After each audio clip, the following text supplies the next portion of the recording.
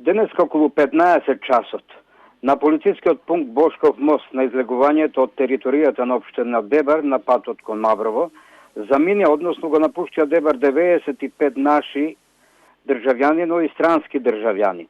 Станува збор за државјани од неколку општини од нашава земја, но исто така и од Швајцарија и Германија.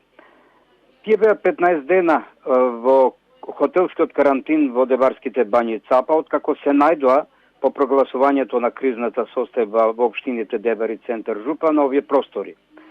Станува збор, значи, за група која престојуваше во овие бањски капацитети, но исто така и граѓани кои се најдоа во градот Дебар и одредени селски населби.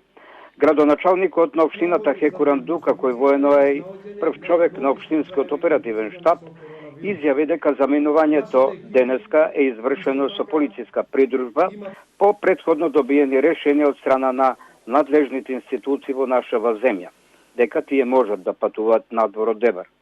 Треба да се нагласи дека моментално во Дебарските бањи Цапа во хотелот остануваат и над 10 странски државјани, и тоа од Шведска, Бугарија и Албанија, кои засега очекуваат информации од нивните амбасади.